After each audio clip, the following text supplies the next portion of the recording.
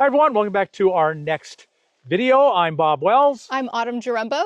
Today we want to create a video about how to change your life. You know, almost all of us have some bad habits that we would really like to break them, and we try and we fall back right into them. We can all stop for a little while. It's the staying stop that's pretty hard, isn't it? But today we think we have some tips for how you can stay stopped when you really want to change something. And it's as simple as a motivation list. And so, Autumn, tell us all about that. Yes, so this is one of my absolute favorite tools in the tool belt of behavior change. And one of the reasons that I love it so much is it's super simple, but incredibly powerful. So I have to share with you this motivation list. It literally changed my life. Close to 20 years ago, I lost 70 pounds, and it would not have happened if it wasn't for this motivation list. And it was so powerful in that process for me, something that's so simple yet so profound, that I have used it the entirety of my profession, working with everything from substance use disorders, any kind of compulsive behavior around food, whether that was restriction, whether that was compulsive overeating. And then folks have even used it for really any kind of goal they have. So I know a number of you who tune into this channel have expressed a desire to hit the road and become a nomad. So it can be a goal of any sort to use this motivation list. So we're going to give you 5 ways to use the motivation list to reach your goal of behavior change, whatever that behavior is. When the rubber hits the road and things get hard, that's when you pull out your motivation list and you're really glad you got it. So what's the first thing about the motivation list? Know your why.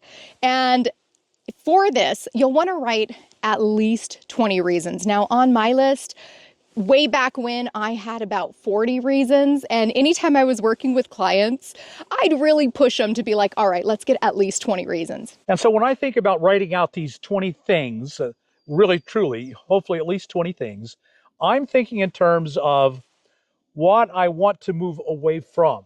What about this habit is making my life really not as good as it should be? How is it hurting me? How is it holding me back? You want to write down the negative things. I want to move away from this. I want to stop doing this because of, and that's the reasons you're writing out. But you want to always be moving towards something, because negativity works sometimes, but it only works for so long. And for a lot of us, we really have to see something and be moving towards something that just fills us with joy. You know, I want to do this because my life is going to be so much better. I'm so glad you shared that, because I think it is really important to have both. Here's what I don't want and here's what I want.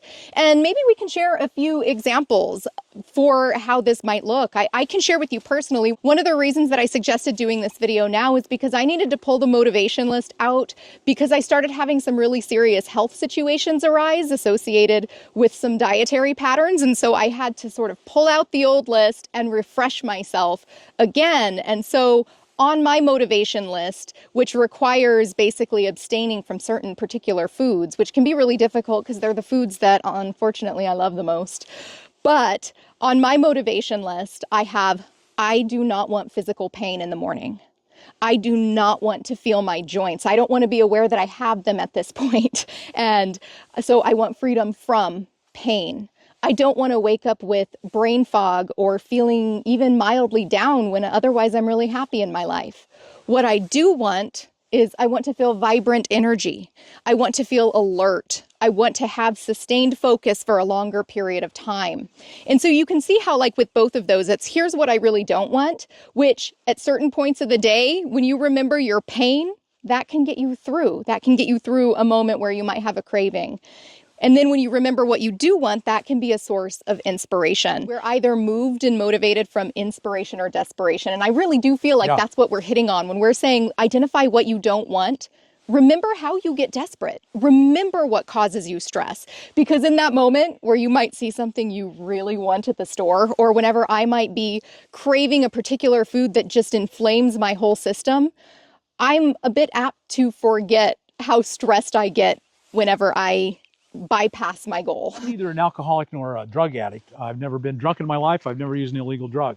But I've been to lots of AA and NA meetings with other people, and and to break some other addictions in my life. And one of the things they say in AA and NA is remember the last drunk that was so horrible that you had to change or die. And you hold on to that as your most treasured memory in your whole life, because that's where you're going to go back to. And if you need a motivation, remember why you don't want to go back there, whether it's weight and being very heavy and being unhealthy, or stuff and you can't move, you can't find anything, you don't have any money in the bank and you keep buying more stuff and you're deep into debt, whatever it is. And there's so many examples. That remember that thing that was the final straw that broke the camel's back, and hold on to that as your most precious memory. That's motivation. I can't do that again. I cannot do that, be there again. Absolutely, which actually is a perfect segue into number 2, which is you must use your list. It is not enough to write this list once. And this is not a one and done thing. For this list to be powerful, you have to surround yourself with it. And I'm going to tell you a bunch of ways to do this, because this is how to make this list powerful. You must read it at least twice a day. So whenever you utilize this list for your behavior change, you start your morning with it. Pair it with another habit. Read it every time you brush your teeth. Read it over your morning coffee. Then you're going to need to read it a second time during the day as well. And you probably need to set an alarm in order to remember to read it. Otherwise, you might forget. And then you're going to need to read this list every single time you're apt to slip. So you're going to need to surround yourself with this list like crazy.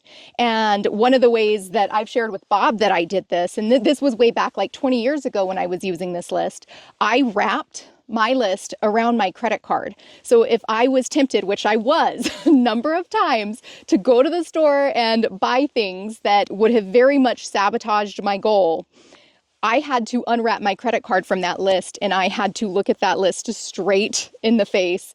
And that's when I knew, okay, you have to read it. And then as you read the list, it can bring up that sense of, oh yeah, I was desperate. Oh yeah, I am inspired. One of the things you can do is just try to have Post-it notes and put them all around your house or wherever you know that it applies to you. One in the bathroom mirror, or one in the front door when you're about ready to go out. There it is right there, reminding you that today, this is what I'm going to do. So you just get it out and get it visible. Get it out as many places as you reasonably and practically can. I've had some tech savvy clients find an app where they're able to insert in one of their 20 motivations to be texted to them either randomly or on the hour. So through the day, that app is just sending them messages that remind them of their motivation. Their phone buzzes, comes right up. Every single day, you're going to need to remind yourself of your list multiple times a day throughout the day for a good 6 months. And that might sound daunting to people. That's how you change behavior. It's like, are you really serious about this? Surround the heck out of yourself. It will dispel all the delusions and sabotaging thinking that consistently has you slide away from your goal when you constantly surround yourself with the reasons you want to reach your goal. And Bob, I know you had also talked about the importance of connecting with community in this list. It is so important. You know, the medical science, the psychology, any addiction recovery program, it's always going to revolve around having someone you're accountable to. And so hopefully you have a friend that you can go and talk to about this. I just want to emphasize how important that is and how much the research backs it up. When you are changing a goal with somebody, you have this shared mission, you have this shared vision, you have the accountability that Bob's talking about. One caveat that I would say is you always want to make sure to have somebody when you are getting a sponsor or a counselor to not be persuaded by your sabotaging thinking. We're going to have a whole video on how our sabotaging thinking gets us to move away from our goals. So that's going to come. So you want to make sure that you are going to have somebody who, no matter how persuasive you are in your argumentation to stray from your goals, will say, hey, Here's why you were motivated. Let me remind you from your own list. Our third tip that we think will help you is, how many times have we all just been at our weakest point and said, oh, F it, I'm going to do it. This isn't going to kill me. And so at your weakest point, that's when the motivation list comes out and is the most important. And why it's so important that you check in with it every day, multiple times a day, and you always have it in front of your face. And so when you're just going to say, forget it all, I'm done, I'm giving up, hopefully that will be there and it will grab hold of you. And so at your weakest point, always give yourself one last look at your motivation list and see if you really want to give it up. I can share with you my weakest time of day for anything where I'm likely to indulge is the afternoon. I get really tired around about 4 p.m. Because I knew that, I literally have an alarm on my phone that reminds me to read my motivation list around about 3:15 in case that sneaks up on me early. And I think this ties in really well with number 2, which is have someone you're accountable to. Make an absolute unbreakable commitment that if you have to, you'll give up and you'll go back, but you got to call your friend first. The fourth way to use your motivation list is to keep it fresh, because once you do get into the habit of reading this list and plastering it all around you, well, all of a sudden, all your Post-its are going to start to become a little bit invisible, even if you are actually reading them. Your list might become a little bit mundane after you've read it, say, 45 times in the first few weeks.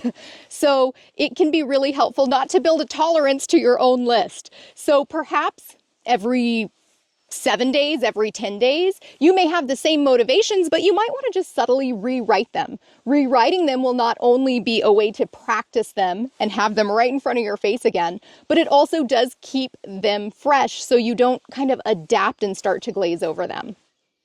Right, and move them around. So if you've been putting them up in one place or another, Post-it note, for example, move them around because before long they become invisible. You don't see them. So actually physically move them around, rewrite them, I think, rephrase them. Just look for any way that you can to change it up so that it becomes a shock again. We're a very adaptable creatures. Very similar, but I think subtly different is number 5. It is let it evolve with you. Letting it evolve, that has a lot to do with age and situation. With my eating habits, which have always been a big struggle for me, now I'm 70. I'm 70 years old. And so when I say, well, just forget it, I'm going to eat anything I want because how many days do I have left on this earth? And so it's okay if I put on a few extra pounds here in my old age. That's kind of normal. And my taste buds, as you age, your taste buds change, and things that you used to really enjoy eating, you don't really enjoy anymore. And that's really happened for me. I really find myself thinking, why, I love this. Why am I not enjoying it? But what I still love every bit as much is a Reese's peanut butter bar. That's my favorite too. I love them just as much as I ever have, and dozens of other sweets. And oh man, a good cinnamon roll. Oh my goodness, yeah, that's that tastes so good still.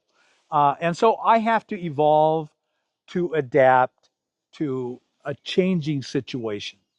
Absolutely. And I'll share a personal example of how this has changed for me because it's so important. It's so important to adapt to the different stages of life that we're in. The more we resist it, the more we're just going to struggle. And so whenever I lost 70 pounds in my 20s, in my early 20s, that motivation list was full of, I want to wear that cute dress. I really don't want to be embarrassed to go out into social situations. It was very, very much about body image. And it's not that that is something I don't think about anymore. It's just that my motivations as a 41-year-old woman are so different. Now it really is about, I've had such severe inflammation that if I don't make certain changes, then I'm headed straight to a chronic illness at a young age. And I really love my life. This this is my life. And so I want to be around for quite a while. And I don't want to have chronic illness and pain that distracts me from this incredible beauty. And I'd still like to look nice. I still, appreciate those kind of things. And my motivations have seriously changed. So even though on one hand, the goal might look similar, I want to eat whole, healthy foods, the motivations are radically different at these different phases of my life. No matter what your motivation is if you do have a big transition in your life, a change of job, a change of residence, a change of relationship status, any goal you've been working toward is going to be particularly vulnerable at that time.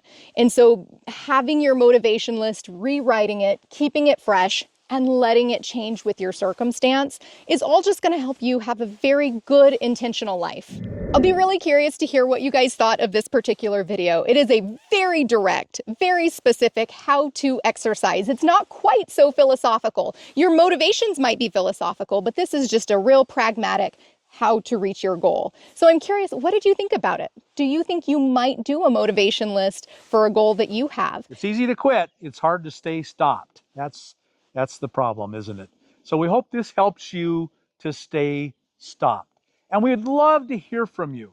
What are some of the issues in your life that you're trying to change? Maybe there's someone in our community that you can work with, you can become friends with, and help each other and be accountable to each other. So the more we all get out there and share our lives in a more open way in the comments, the more we can work and help each other. What goals are you working toward? If you wouldn't mind sharing that with us, that helps us get to know you. What are goals that you have in your life that you're working toward? Thank you guys for watching and for being here. And we are still a new channel, not even 3 months in. So help us grow. If you found this video useful, hitting that like button and commenting, it really helps us grow. And also share this with your friends if you thought it is something that might be of benefit to them. We wish the very best life for you that you can possibly live. We'll see you on the next video.